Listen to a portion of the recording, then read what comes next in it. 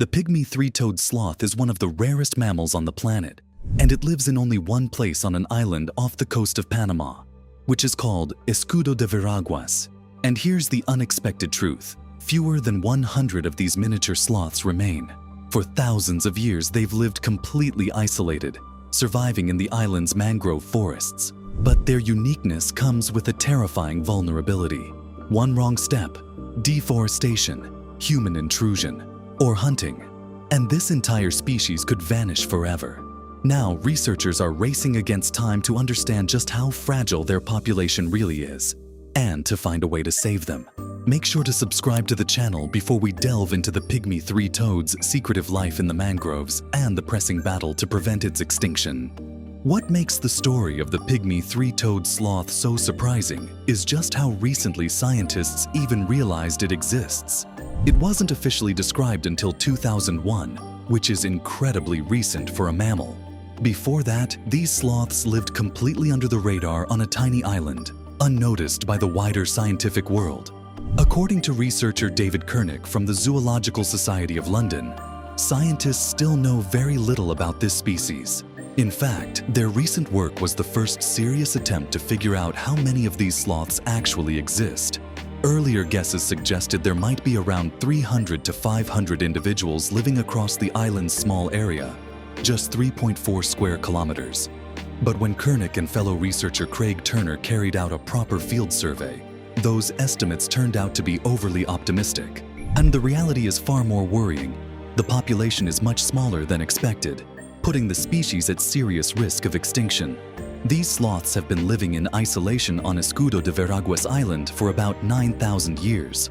Over time, they adapted perfectly to this limited environment, especially the island's mangrove forests. But that same isolation is also their biggest weakness. They exist nowhere else on Earth.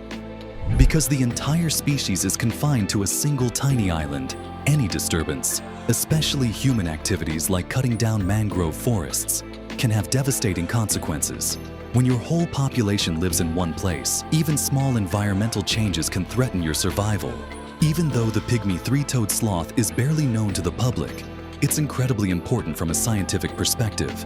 And it ranks number 16 on the global list of the most unique and endangered mammals, created by the Zoological Society of London through its Edge of Existence program. This ranking isn't based on how famous or visually appealing an animal is. Instead, it measures two things. How evolutionarily distinct is the species? How close is it to extinction? In simple terms, the pygmy sloth represents a very rare branch of the evolutionary tree. If it disappears, there's nothing else like it that could take its place. Its loss wouldn't just reduce biodiversity, it would erase an entire unique line of evolution. Physically, these sloths are just as unusual. They are the smallest sloths in the world, about 40% smaller than their mainland relatives. Like the brown-throated sloth, they also move even more slowly, and with movement so gradual that they can seem almost unreal. Because they evolved for thousands of years on an isolated island with almost no predators, their behavior is very different from that of most wild animals. They are extremely calm and show little to no fear of humans, not because they're friendly, but because they simply never learned to see humans as a threat. Sloth researcher Bryson Voyron described this perfectly in a 2010 interview, saying, "When they see me, they have no clue what to think. They must just think I am some big, very strange sloth coming to say hello." That innocence might sound charming, but in today's world, it also makes them even more vulnerable. For the pygmy three-toed sloth, survival is completely tied to one habitat: mangrove forests. These dense, untangled trees are not just where they live. They provide everything they need to survive. The sloths feed, sleep, hide, and raise their young almost entirely within these mangroves. This environment also affects how they behave daily. They move through the trees based on the heat because they are unable to control their body temperature, climbing higher into the canopy to warm up in sunlight, staying lower in the shade to avoid overheating.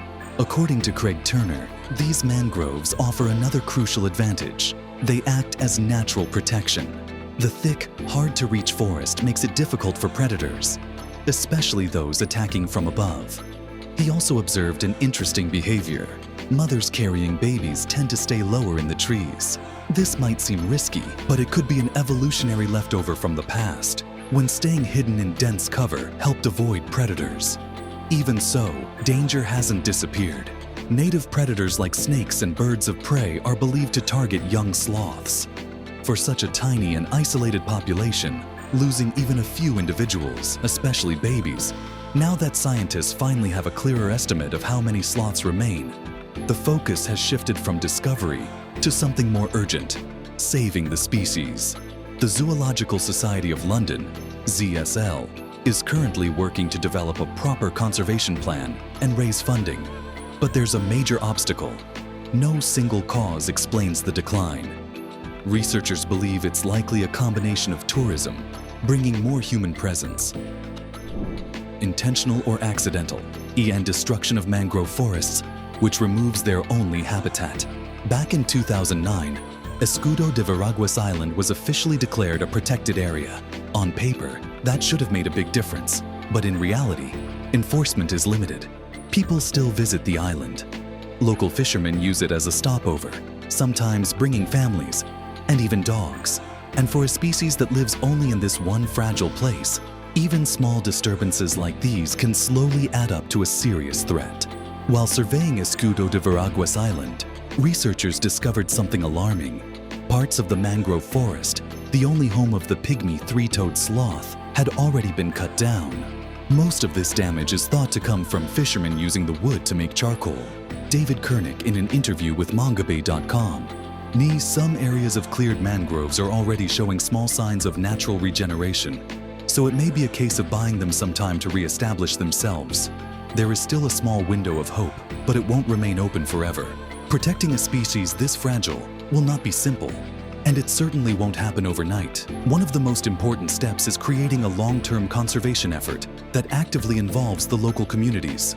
In other words, saving the pygmy sloth isn't just about science. It's about people, cooperation, and a long-term commitment. There is one final option: taking some sloths off the island for captive breeding. But this comes with serious risks. As a family, three-toed sloths are notoriously difficult to keep in captivity, let alone breed, Kernick said. For now, all captive breeding is not a realistic solution. The best hope lies in protecting their natural habitat and building conservation efforts that last for generations. The pygmy three-toed sloth shares Escudo de Veraguas Island with other rare species, including the neotropical fruit bat and the maritime worm salamander. The salamander is critically endangered, ranked number 74 on the EDGE Top 100 Amphibians list, and only 8 individuals have ever been documented. During our visit, we focused on sloths and mangrove surveys.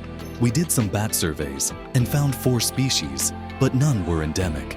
The salamander is extremely hard to find since it lives in jungle leaf litter, said David Kernick. We are working with Panamanian collaborators to carry out a full ecological assessment of the island, and including these species.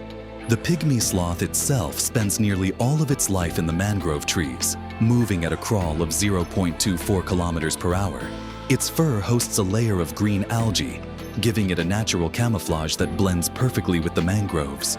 Some of this algae is passed from mother to offspring, while more accumulates over time from the environment. Island life has shaped their small size through island dwarfism, helping them survive on the limited resources of the island. Their diet consists almost entirely of red mangrove leaves, which are tougher and less nutritious than the leaves mainland sloths eat. Little is known about how they reproduce or raise their young, making every observation valuable. In a BBC documentary, where Chris Packham captured a rare sight, a pygmy sloth swimming. Proof that even after thousands of years of isolation, these sloths continue to surprise scientists.